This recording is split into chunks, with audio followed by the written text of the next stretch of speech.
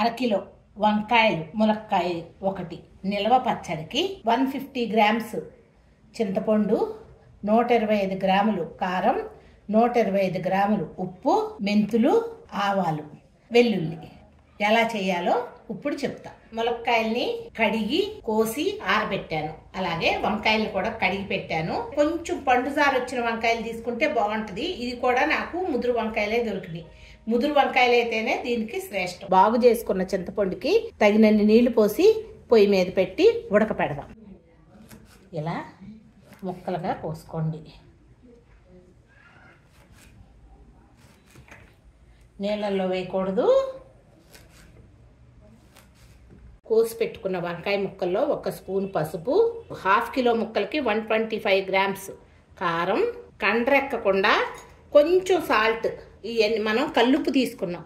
ఇది చింతపండు పులుసులో వేసి రుబ్బుతా, అందుకని కొంచెం సాల్ట్ ఇలా వేసి ఆ వార తగ్గించుకోండి. దాంట్లో కొంచెం ఉప్పు ఇలా కలిపి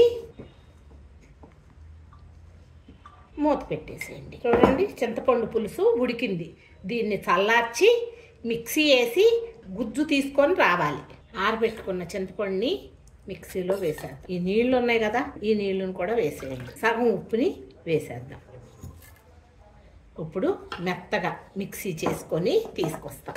మెంతులు సరిపడా ఎక్కువ వేసుకోవద్దు. మెంతుల కన్నా ఇంకొంచెం ఎక్కువ ఆవాలు, నలుగుతానికి కొంచెం ఉప్పు వేసుకొని మెత్తగా పిండిలాగా మిక్సీ పడదాం. మిక్సీ పట్టుకొచ్చిన చింతపండుని ఇలా జల్లిబుట్టలో వేసి తీసేసుకోండి. తుక్కిది. ఇప్పుడు ఇంకా నీళ్లు పోయొద్దు. నీళ్లు పోసి ఉడకబెట్టాము అంతే. ఇది చింతపండు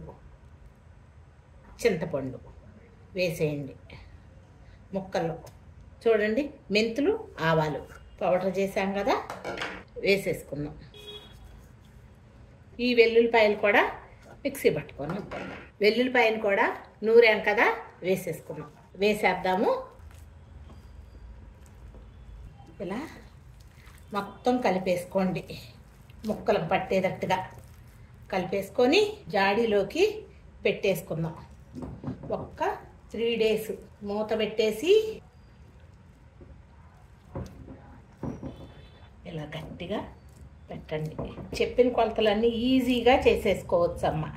ఎవరైనా కూడా 2 వంకాయలు దొరికినా దానికి తగ్గట్టుగా చూసుకొని చేసేసుకోవచ్చు. ఇలా 3 డేస్ ఉంచేద్దాం. 3 రోజులు అయిపోయింది. ఇది 4వ రోజున తిరగమాతేస్తాను. వంకాయ ములక్కాయ పచ్చడి. అరకిలో వంకాయలకి 300 గ్రాములు వేరుశనగ నూనె వేద్దాం. ఇది కొలతమ్మ. అరకిలోకి 300 గ్రాములు, కేజీకి 600 గ్రాములు. తిరగమాతకి ఆవాలు, మినప్పప్పు, శనగపప్పు, ఎండుమిర్చి, వెల్లుల్లిపాయ రెబ్బలు కచ్చా పచ్చాగా దంచుకున్నాయి. కొంచెం ఎక్కువే వేసుకోండి, టేస్ట్ బాగుంటుంది. ఒకసారి తిప్పుదాము. మీరు కావాలి అని అంటే సంవత్సరం అంతా నిల్వ ఉంటుందమ్మా పచ్చడి. కాకపోతే నేనేంటనంటే ఇప్పుడు ఇది అయిపోద్ది మాకు, అందుకని అంతా తిరగమాత వేసుకుంటున్నా. మామూలుగానైతే మనం ఫ్రిడ్జ్లో పెట్టేసుకోండి. ఎంత కావాలో అంత తీసి తిరగమాత వేసుకుంటే ఫ్రెష్గా కూడా ఉంటుంది. ఆ కొత్త పచ్చడి టేస్ట్ వస్తుంది. అందుకని తిరగమాత వేగింది, లైట్ బ్రౌన్ కలర్ వచ్చింది. కరివేపాకు వేసుకుందాం. ఎక్కువే వేయండి. స్టవ్ కట్టేసుకొని ఇంగ వేసుకుందాం.